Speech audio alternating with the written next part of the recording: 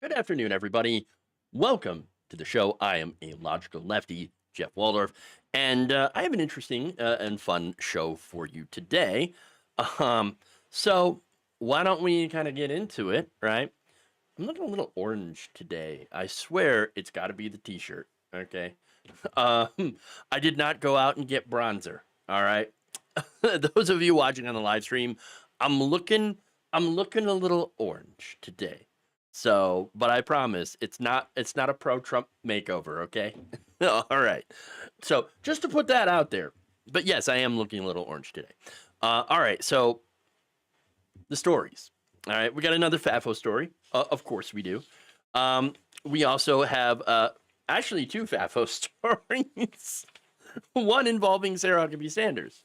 Then we've got Nancy Mace getting made fun of for her obsession with trans people and bathrooms. And then we're going to talk about the Illinois governor, J.B. Pritzker, doing something good. So, well, I'll be damned. We got good things that are coming out of this administration. What madness doth we behold today? Just me looking like I fell into a vat of orange bronzer, which I did not. But still, this lighting, man. Become a patron and help me with my lighting. Help me afford better lights. That's a way that you can help out. And by the way, speaking of memberships, I want to thank Shadius for becoming a new YouTube member. So thank you for that. Much appreciation to you and everyone who signs up to be a channel member or a patron. It's over patreon.com/Jeff Waldorf. All right. So with that, before I dive into the stories, it appears that we have, well, not we, because I'm not a religious person, but Catholics have a brand new pope. Interesting. So this is Cardinal Robert Prevost, who is now the first pope from the United States. He has chosen the name Leo, I believe the 14th. These Roman numerals always confuse me, but I believe it is Leo the 14th. And I honestly believe that they were going to, with the way that the world is going, they're going to choose a new Emperor Palpatine. Okay, another Ratzinger. Yeah. No, S Bloom 85. It's actually apparently not that bad. Apparently, he served. He spent some time in Peru, South America, and is continuing Francis's message of like helping the poor and migrants. So, interesting.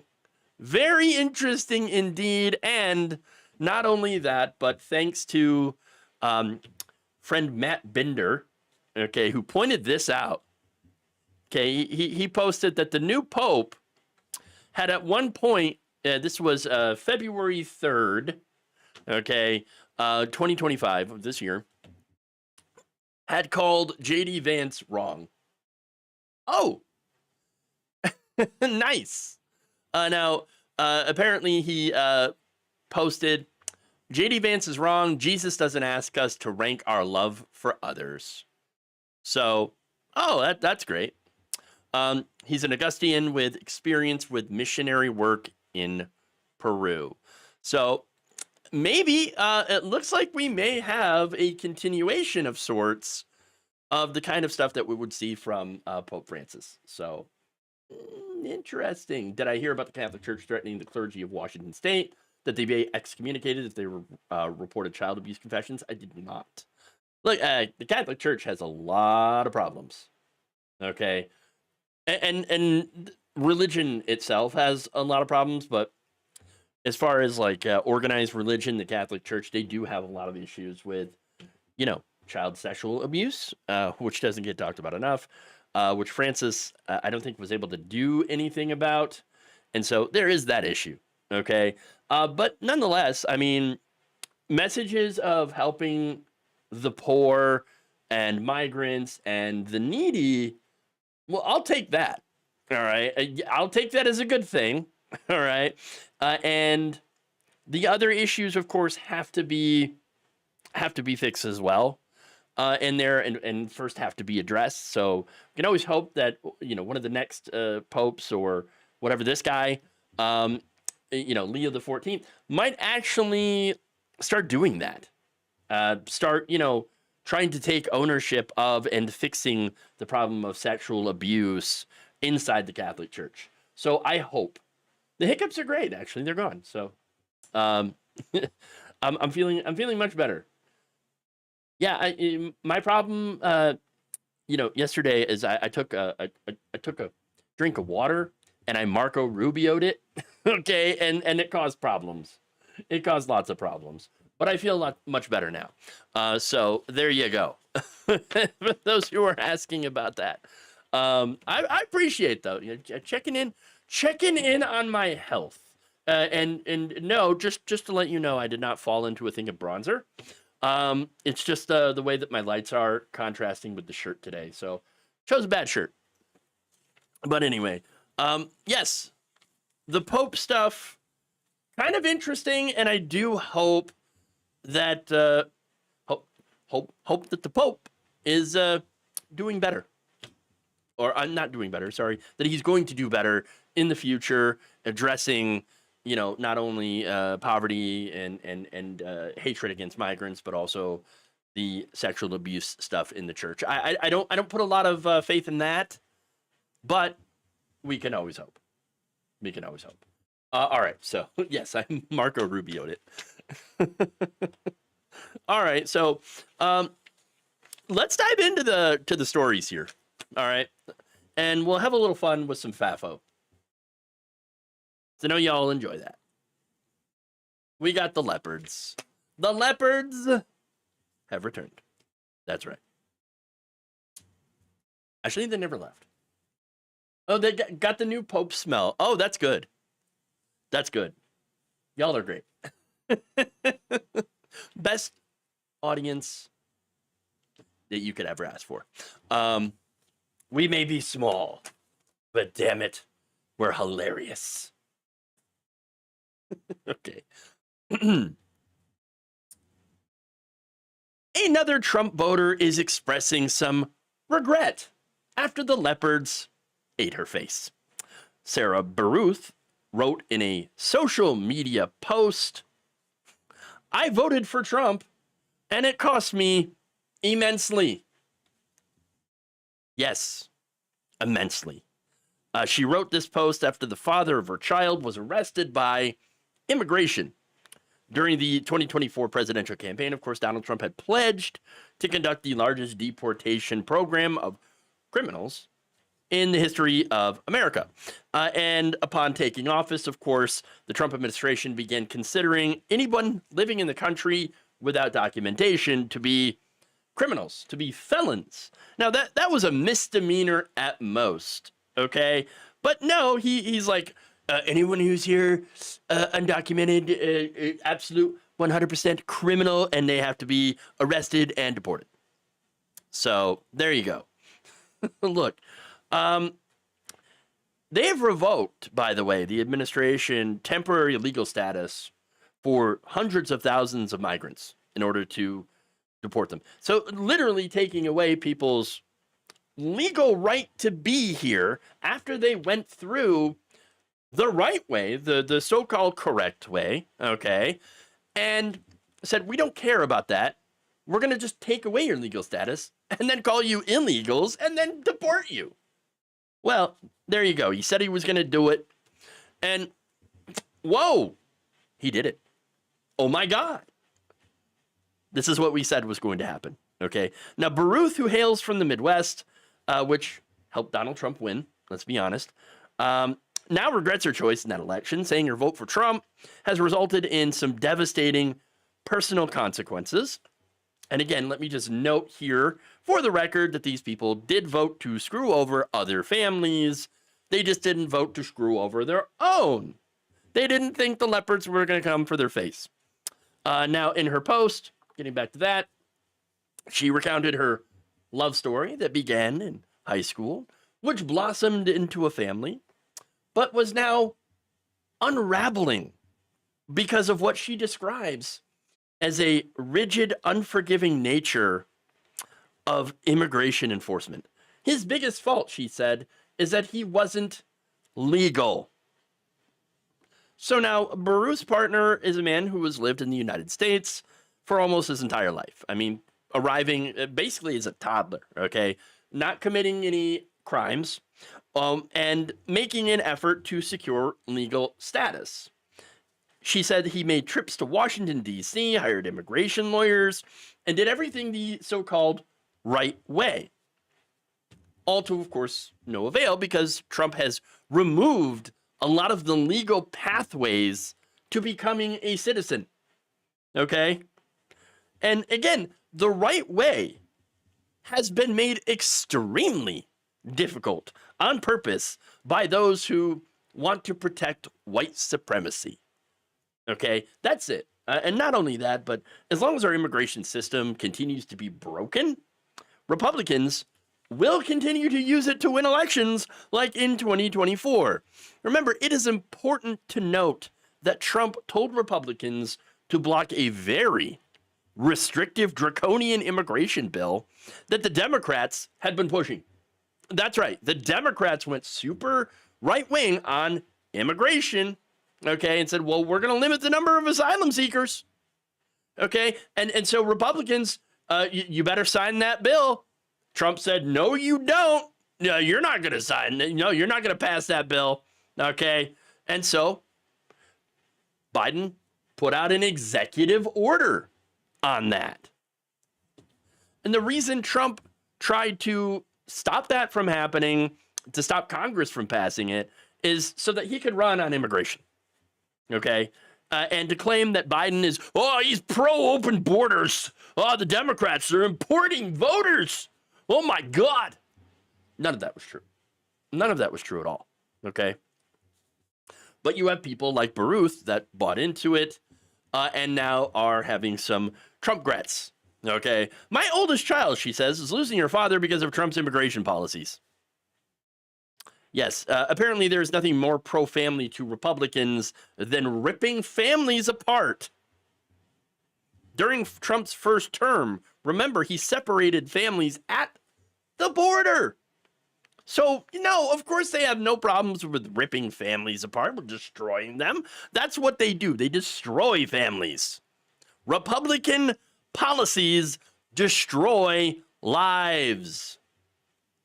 Period. Now, she added, do I feel like I made a mistake? Possibly. Ask me again when I'm not so emotional. Look, for one, she has a right to be emotional. Her family's getting ripped apart. Okay. But how hard is it for her to admit that, hey, man, I messed up big time. Oh, boy, did I F up. Oh, wow. Still couldn't do it. Still couldn't do it. There's that MAGA pride that's happening right there. Okay. Look, she also said, though, that her post was not meant to be a plea for sympathy. I'm not asking you to feel sorry for me, she says. But she does want to raise awareness. Oh, do you now? After I spent how many years, me and everybody in progressive media and liberal media, we're saying this for years, okay? Now she wants to raise awareness. Here's what she said, quote, I didn't post this for sympathy, but y'all need to know it's not just bad people with a criminal record being deported. These people are fathers, providers, heads of household. The enemy wins by destroying the family unit with this policy. Again, we tried to warn you. You know what? Y'all said we had TDS. Y'all said that we love the illegals, which no person is illegal, honestly. But that we supported criminal rapists. Oh my God, what's going to happen if the criminal rapists come into your family, rape your entire family and your dog, and then eat them? They're eating the cats, they're eating the dogs. Okay, that's what Trump said. Okay, said this is like it's a real thing, but it's not. It's not real. Okay, and it is funny too that they warn about all this stuff and then vote for a criminal rapist themselves. Yes, Donald Trump is a convicted felon. Okay? Sexually abused E. Jean Carroll. That has been adjudicated in court. Okay? And not only that, but he also, I think, married someone who was undocumented, illegal at the time. Oh, Melania. Didn't really know if she had her immigration papers. Okay? They had that all set up. But she added, getting back to Baruth, he was many things, but at the top of the list, he was a superb father. That man would go to the ends of the earth to look for the last pencil if that's what I told him our daughter needed. Well, thanks to your vote, can't do that anymore. No. I'm pretty sure he's not happy with it. Okay? And that's on you. That's on you for doing it. You did this to him. Okay? As Jen Garrison Stuber, an advocacy chair at a homeschool organization, of all places, here's what she said. I'm sorry about your husband.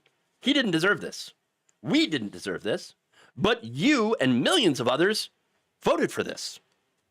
Trump said he was going to do this, and we tried to tell you to listen to him, and we pleaded with you on behalf of us all. Strong statement from someone who, again, unexpected places, I guess. But look, once again, I got these people fell for the propaganda, okay? And they voted to hurt other families, thinking that theirs would be safe. But they're not. I don't blame anyone for not having sympathy for her and others like her, okay? That is not the important thing here, okay? For me, we need to figure out how to punch through that right-wing propaganda so that we can avoid these kinds of politicians winning on flat-out lies. I don't really enjoy seeing families get ripped apart, okay? I don't take any pleasure in saying we told you so. And as someone in the chat points out, that 92% of black women tried to tell everybody. And, you know, maybe you ought to listen to the black women because they're onto something, okay? They're onto something. They've been onto something for quite some time. You should listen to black women. But nobody does. Nobody does. Again, I don't take any pleasure in saying this, okay? This is a heartbreaking situation that could have and should have been avoided because it was easily avoidable. And as a media person, I kind of feel like it's my fault.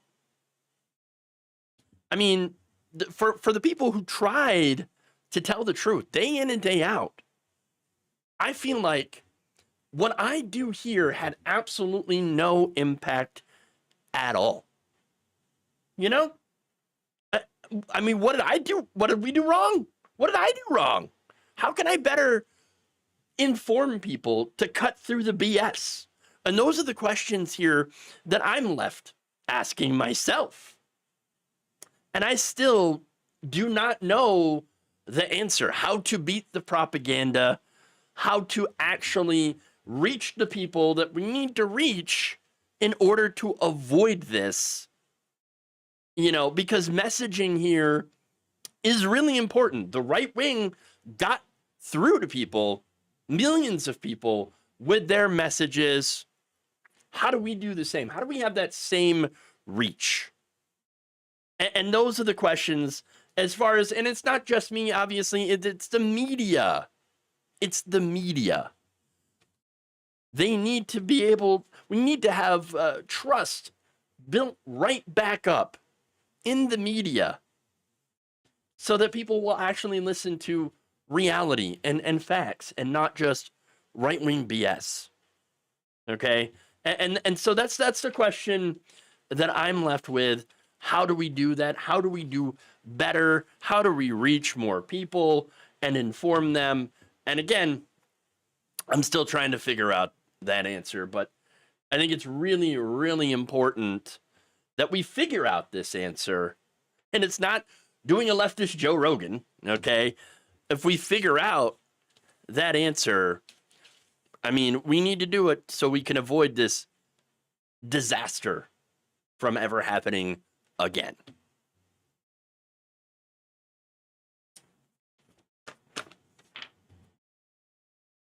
Okay.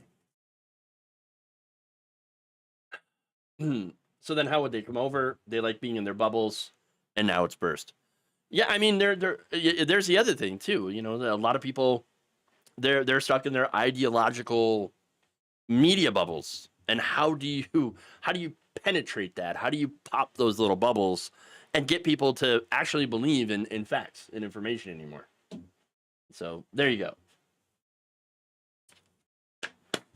You want to reach them, get tougher on the border, and are you, main man? Are you effing kidding me?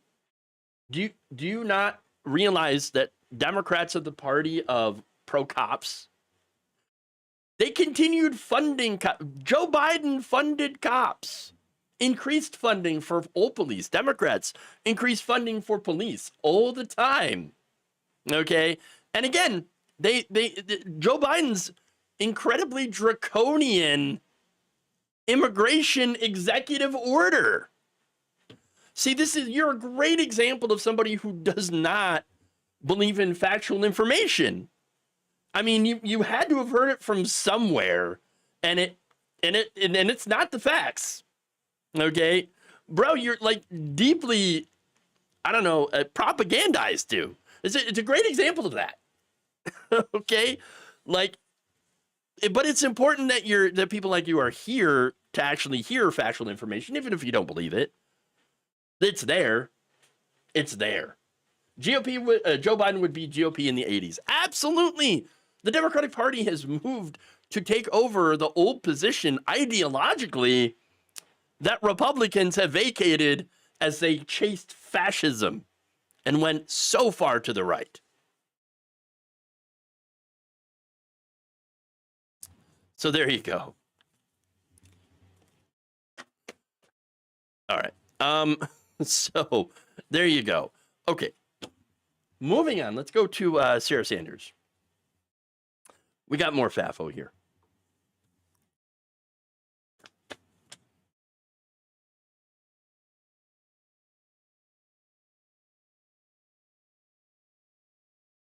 You know what? Before that, SBloom85 says the right wing in this country is so far to the right that they don't know what the left is.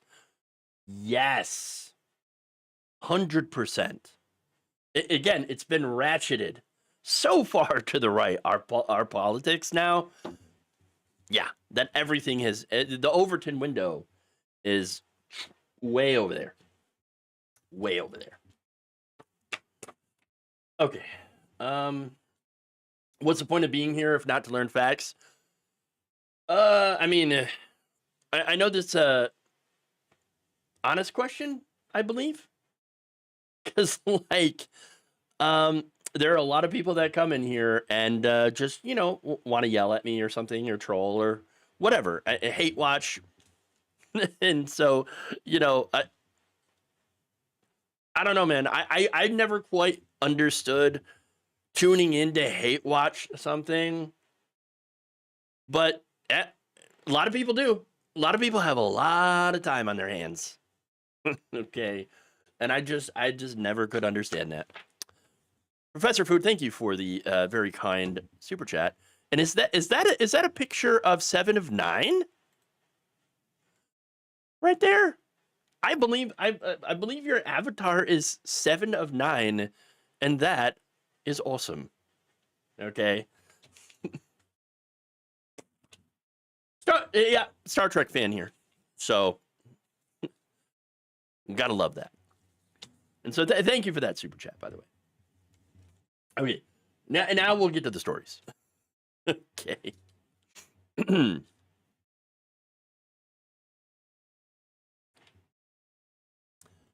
Governor Sarah Huckabee Sanders is continuing to beg her former boss for an emergency declaration for the state over the devastating storms that Arkansas had experienced back in March. Trump seems to be declaring emergencies everywhere else, save for the places that are in need of an actual emergency declaration. Okay. Now, Sanders had submitted her most recent request on May 3rd, and it follows a similar request Sanders made to Trump on March 21st after storms and tornadoes killed 3 and injured dozen in North Arkansas on March 14th and 15th. On April 2nd, several tornadoes touched down around the state, including a high-end EF3 tornado. So during those storms, again, it's been just successive storms and storms and storms. Okay. And it has been devastating.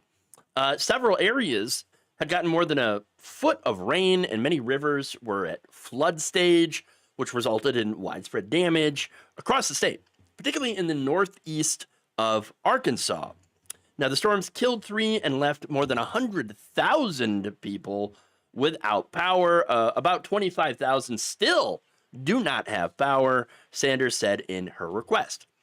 Now, how did Trump respond to this? By denying the March 21st request, saying that, oh, you're fine. Yeah, the damage isn't anything state and local authorities could not handle. Oh, but they actually couldn't handle them, which is why they're asking the federal government. The federal government is actually there to try to help. It's supposed to. That's the job. Now, Sanders appealed Trump's denial on April 18th, but has yet to receive a response, and she's not going to receive a response because he does not give a damn. Okay? Even though Sanders' most recent letter to Trump said the state has been struck by compounding disasters in the last few years, making recovery very difficult. Yes, she's not wrong. Since 2023, Arkansas has experienced an unprecedented frequency of natural disasters, with 4 federally declared disasters under Biden and 10 state-declared disasters. And the difference, of course, between Biden and Trump on this is Biden was like, oh, you need help? Here you go. Have at it. Like, yeah, oh, you need help. Everything you need. There it is. FEMA, come on in. Do your thing. But the overlapping events have severely strained the capacity of state and local agencies to respond and recover effectively. In fact, many communities have been impacted by multiple disasters, compounding recovery challenges and delaying critical infrastructure restoration. The cumulative effect of these repeated disasters has led to widespread fatigue among both residents and responders alike. Many Arkansans are still living in temporary conditions or repairing the damages from the previous events, only to be displaced or impacted once again. Sanders has requested both individual assistance to provide money and help directly to people impacted by the storms and public assistance to repair infrastructure. She also asked for hazard mitigation funds and small business loans, none of which she is going to get. Donald Trump, he said to the states, you're on your own. I mean, unless, of course, it's Mar-a-Lago or Bedminster, okay? I mean, he'd totally find a way to fix those. Oh, there'd be more than enough money for his properties if they're impacted. But, if you're poor and you're living in Arkansas, and he doesn't care. Doesn't give a damn. If you're not Donald Trump, then every man for himself or herself applies. That's it, which shouldn't be a shock to anyone that's paying attention. Donald Trump said he would get rid of FEMA. Now, he cannot do that unilaterally because it requires an act of Congress. But he said it. He said it. And they froze funding. And by the way, he also lied about this, all right? And other Republicans, he lied about FEMA, okay? And other Republicans either amplified those lies or did not push back against them. And this is during the election. He said that FEMA is not helping red states, which is not true. And in fact, what is true is that Donald Trump is not helping the red states. This was nothing more than projection, okay? Period. And look, Sanders, I remember her talking about how, I don't want the creeping hand of big government coming over the Arkansas border.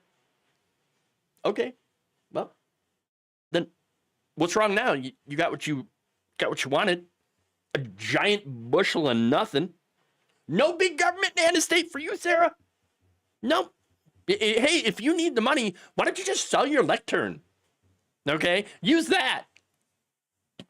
No, look, this is hard for me because I feel bad about joking about this because you have innocent people in the state that are suffering as a result of Trump being in power.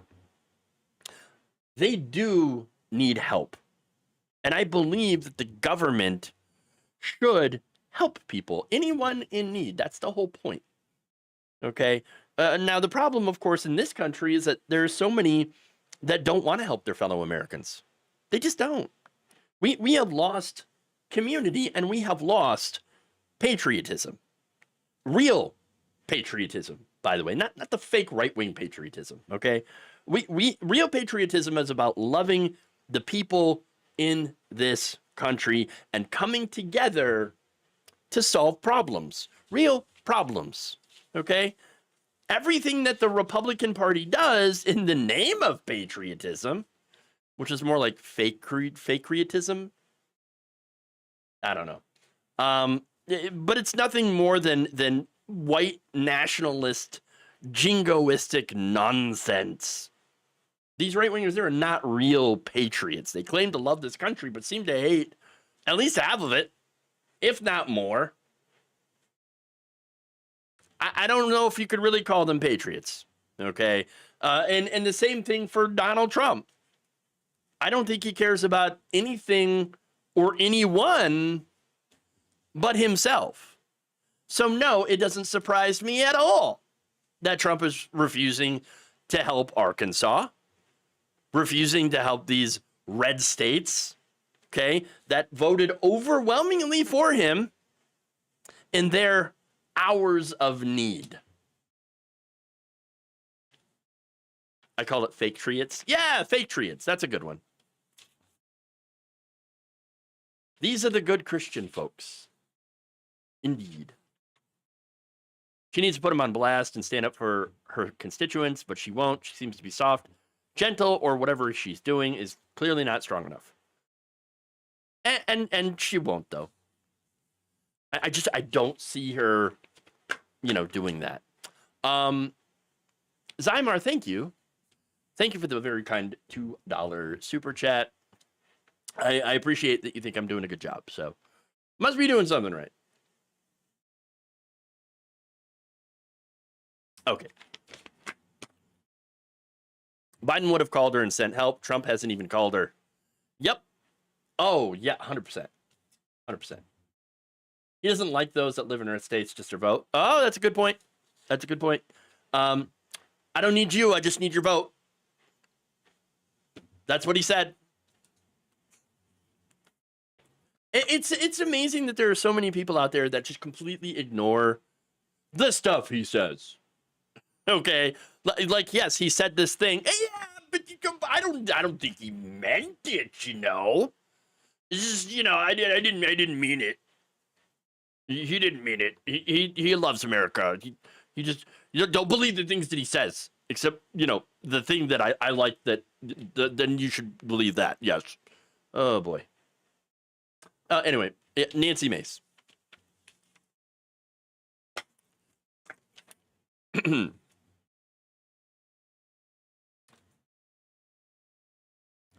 Republican Representative Nancy Mace has been traveling across the country, taking pictures of bathrooms. Why? I don't know. Apparently, the former supporter of LGBTQ rights has made it a personal mission to share her obsession with the genitals of transgender Americans.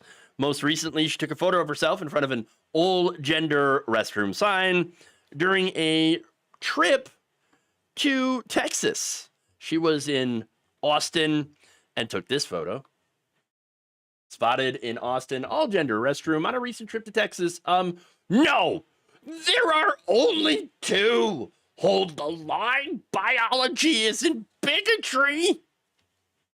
She realized that gender neutral bathrooms are usually single occupancy facilities that are intended to help those who are disabled, parents with kids, or for those who might like more, I don't know, privacy. I don't know. I mean, here's the other thing. It also helps transgender people who don't want to be accused of going into the wrong bathrooms, as we have seen. I mean, there was a couple, and actually this was a cis couple in Boston where, you know, a man, like a police officer, male, went into the women's bathroom because he saw a woman that didn't look womanly enough. And so this officer accused her of being a man and tried to drag her out of the bathroom. So, I mean, you know, that's what's happening. Again, cis people who might not feel comfortable for whatever reason going into a public restroom can use these, you know, single occupancy, all gender restrooms. I don't care why they use these bathrooms or who. Their reasons are their own. And maybe we should sit back and respect that. But apparently Nancy Mace cannot help herself thinking about trans people more than trans people do. They're just living rent-free in that head of hers. Now, her post, though, was hit with a community note, which is great. All gender restrooms are single occupancy restrooms that anyone can use. They're often ADA compliant and intended to serve a variety of needs, including those of individuals with disabilities and parents with children. These restrooms are not reserved for specific groups. Yes, that's right. And again, people with disabilities, parents with children, or those wanting additional privacy are able to go into those bathrooms. I mean, think of people with visible and non-visible disabilities, or those with medical needs, like ostomy pouches, caregivers that are assisting others, et cetera, et cetera, et cetera. It's a great example of how transphobia melts your brain. It is all these people can seem to think about. It is a hatred that defies logic. And I don't know if you all notice, right? But these people make transphobia their entire personality. J.K. Rowling is a great example. Grand Linum. The obsession with trans people is just there. It's there, and it makes no sense. Okay, no sense at all. Now, she got roasted online, of course, with one person asking, "Are you stupid?" The answer, of course, is perhaps yes. Onion Person writes, "You've seen and talked more bathrooms on vacations than you have beautiful sites or tourist attractions." Yeah, I mean, you would think that if you go on vacation, if you go traveling, you wouldn't just do it to go and talk about gender-neutral bathrooms. You'd actually try to enjoy your life. But no, that is not what these people do. Okay? And that is just not what these people do. Now, Atheist Girl says, what is wrong with you? Are you really this deprived of attention that you feel the need to embarrass yourself on a daily basis? So let me answer that one.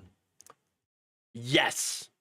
Nancy Mace is about getting that attention, getting in front of that camera. Okay? This is according to her own former staffers, who said that she is obsessed with being on TV, with having people pay attention to her. Okay? And look, she thinks that now transphobia is going to help her. Maybe in the short term, because right now the GOP has created a moral panic around transgender Americans, but I think someday this woman is going to be seen in the same way as the people who attempted to stop Ruby Bridges from going to school. Okay? And I can't wait to see that day where people are like, "Hey, aren't you that weirdo lady that kept taking photos in front of not transgender bathrooms, but just in front of gender-neutral bathrooms like some sort of weirdo? Like, what's wrong with you?" That history is not going to look on transphobes very kindly, and I cannot wait. I'm waiting for that day. We may have to wait for a long time. But yes, she is a disgusting, bigoted person who's trying to use this as a way to get, I don't know, like attention and accolades and all that stuff. Absolutely disgusting. There's more. Another person points out, but you aren't upset. But you aren't dealing with biology. You are dealing with bigotry.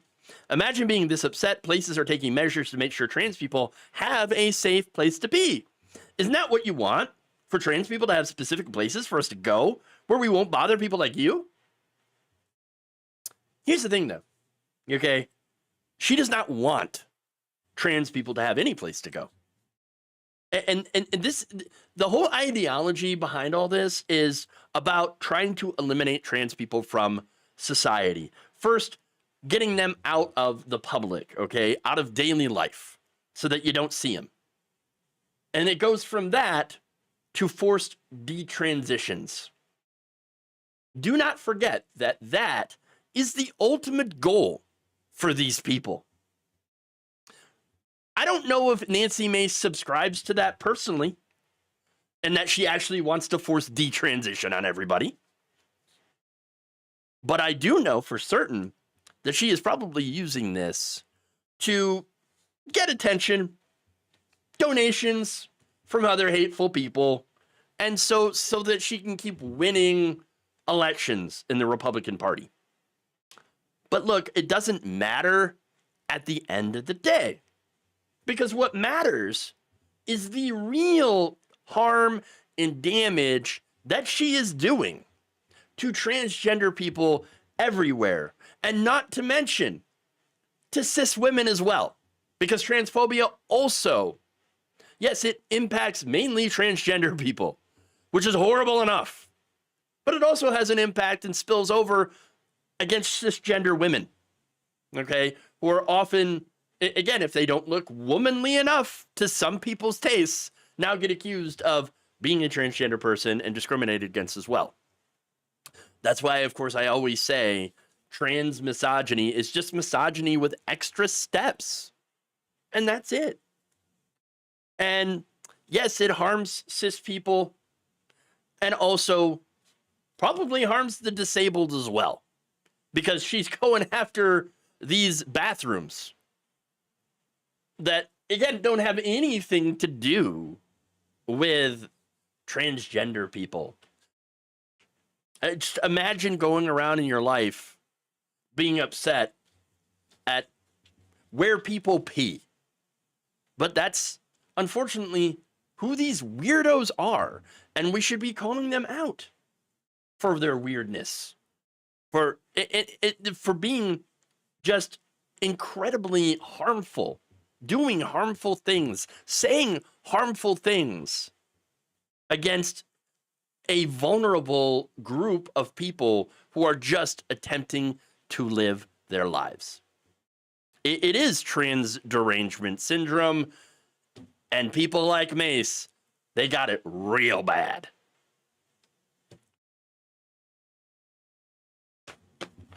Okay. Last story for y'all, and it's a good one. Why are people in Congress going around spreading hate? Because it works really well for their elections, unfortunately. You know, politicizing the actual existence of trans people.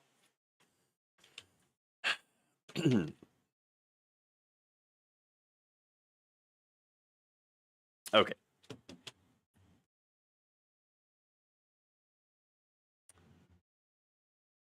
Illinois Governor J.B. Pritzker has taken some steps to protect the people of the privacy of people with autism. This is following the HHS head RFK Jr.'s announcement that he's going to be trying to collect the personal private data of people with autism in order to support his conspiracy theories involving vaccines. Okay, so RK Jr. has been a proponent of, it's the vaccines that are the cause of autism, even though there's absolutely no evidence of that. In fact, it's the Wakefield study that these anti-vaxxers always go back to has been completely debunked, disproven, and all of that. But nonetheless, he's saying that, by September, I'm going to have the evidence, right? I'm going to have the evidence of what's causing the autism. He even called it a preventable disease. Autistic people are not a disease. He called it an epidemic. In reality, it's more genetic from what we know. Families with one autistic person generally do not exist. Okay, I'm just saying. But no, Kennedy calls autism a tragedy that destroys families. I'll tell you what's destroying families, right? But first, he says, these are kids who will never pay taxes. They'll never hold a job. They'll never play baseball. They'll never write a poem. They'll never go out on a date. Many of them will never use the toilet unassisted. Again, he's wrong about all of that. Autistic people are not a tragedy. They are our families. There are families, friends, loved ones. You know, that's it. And sometimes, yes, do they need extra support? Sure. They don't, though, need to be treated like Kennedy's sister, Rosemary. Remember her? She got lobotomized for having certain developmental delays and being irritable and difficult. So they mutilated her brain. They locked her away. That is how they used to deal with mental illness back then. People would see a disabled child and think, oh, it must be the parents' fault. They must have done something wrong. Yeah, you made bad life choices. That caused this. God was punishing you with that child that's got delays. That is not remotely true. Okay, it's disgusting. Look, what happened to Kennedy's sister Rosemary was absolutely horrific. This is what disability advocates are trying to avoid. And J.B. Pritzker is going one step to protecting autistic people in the state of Illinois from having to go through that.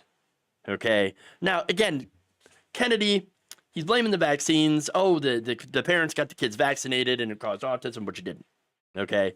But in a cabinet meeting with President Trump last month, Trump, who also believes in this conspiracy theory, said, quote, there's got to be something artificial out there that's doing this. If you can come up with that answer, where you stop taking something, eating something, or maybe it's a shot, but something's causing it. No, this is just an extension of this old mindset of it's your fault, you did something. Something happened to you. Something caused this. Look, I wish instead of looking for a cure, okay, because autistic people are not broken, okay? They do not need to be cured, all right? Perhaps instead of doing that, we should be making the world better for those with neurodivergence, okay?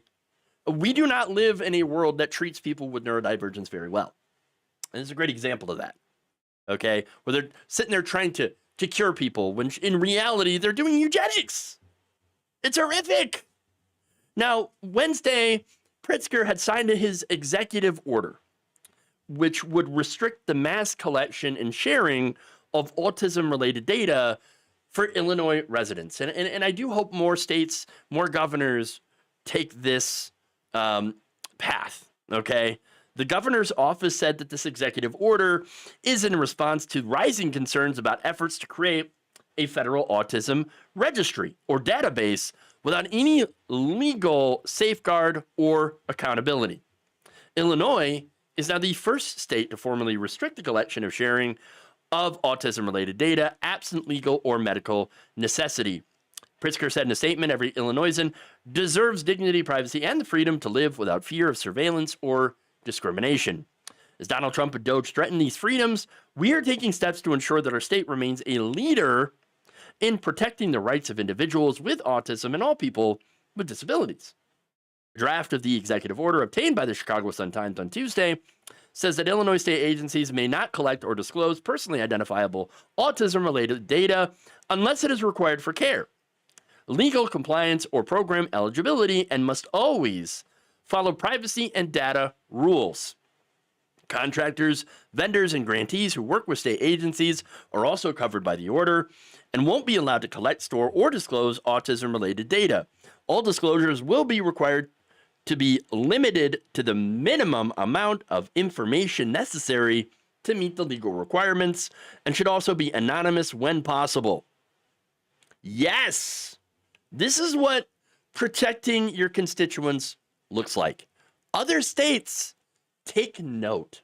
And here's the thing that bothers me. I live in Michigan, and my Governor Whitmer, has been kind of getting a little too close to Donald Trump. I think that is massively problematic. And one thing that might actually help salvage her reputation a little bit, okay, is for her to actually take this kind of action and be proactive in protecting the state's, autistic population, okay, against this massive federal overreach, okay? And so, yeah, take note and actually do something, because this is great. This is what protecting your constituents looks like. Pritzker is doing decent things. He's trying to protect immigrants. He's trying to protect the disabled, and is actually trying to do something to fight back against the Trump regime. And I never expected this billionaire, okay? And again, I don't think the billionaire should exist. And I would tell him that, even though I do personally like a lot of what Pritzker has done. And I think, he's a pretty good governor. Still a billionaire, okay? And I would tax the crap out of him to, lower that. But I got to give him credit where credit is due. And this is where he does absolutely get some credit. So good job, Governor Pritzker. And I hope other states will follow your lead, follow your example, and do what's necessary to protect people whose privacy and perhaps even lives are at risk from this eugenicist administration. So there you go. Rachel Atwood with a very kind super chat says RFK saw Rain Man and thought it was a documentary. Yeah. It's same with Donald Trump watching like Escape from Alcatraz. We got to bring back Alcatraz. Be a great idea. Yeah. He tried to up taxes on himself, and another rich Illinois person blocked it. See, you know what? That's great context. Thank you for pointing that out. So, again, people like Pritzker, not too bad, decent. And so, again, it's another reason I actually do like the guy. All right. Dump in his cabinet proved small government overreaches more than big government, said Zymar with a very kind super chat. Yes.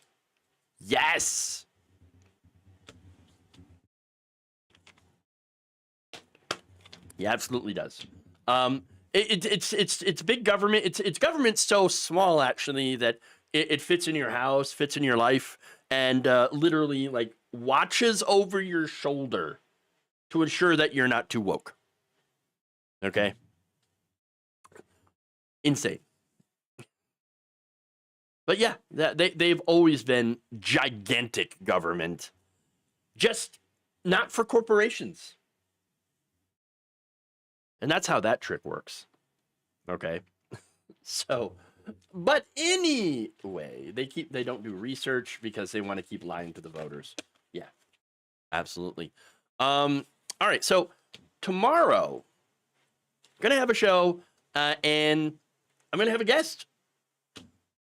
If it all works out, by the way, I will be having a co-host by the name of Mike Figueredo from the Humanist Report. So I'm really looking forward to that show. I don't know what we're going to talk about. Maybe we'll talk about John Fetterman's meltdowns. We'll see. And his brain damage and all that stuff. So, we'll have a great show. It's going to be fun. I haven't talked with, spoken with him, with Mike on the show for a long time. So it should be a lot of fun. Mike is a great guy, great presenter. And so, yeah, it's going to be fun. I'm looking forward to it. So that'll be tomorrow around 2 p.m. Eastern. So make sure to tune in for the live show. Should be great. And so with that, I bid you all adieu. Have a great day. Protect yourselves. Look after yourselves, your families, your loved ones, your communities. And remember, of course, change begins with you at the local level, at the bottom, people getting together and protecting each other and looking after each other. We have to reclaim community, everybody. Reclaim community, reclaim patriotism, because it turns out that we who are on the left and care about other people, we are the real patriots. All right. Have I been on Leftist Mafia? I have not. I'm still waiting for that invite. I'm gonna talk to him about that tomorrow. Okay. But yes, I would love to be on Leftist Mafia. The one person that I really haven't talked to personally, well, there's a couple now that are on there. Rebecca Azor, I haven't spoken to her personally or had her on the show. And I haven't had David Dole either, which is really strange because, you know, we follow each other on social media and we definitely know of each other. But I've never had the opportunity to be on his show or have her be on, or have him be on mine. And yes, yeah, Becca Azor. Yeah. Have I talked to her before? I know I know I've had conversations with Benjamin Dixon, having him on the show and being on his. But there, Matt Binder, haven't been on his or have him on mine before or anything like that. So yeah, there's a lot of people, a lot of great people to talk to. I enjoy what they're doing on Leftist Mafia and, you know, a lot of these you know, other lefty shows that they do. So it should be, you know, a great conversation. I'd love to be on it. But until then, having them on, you know, one at a time, is also pretty good. So anyway, thank you all. Love you, and we'll see you hopefully tomorrow.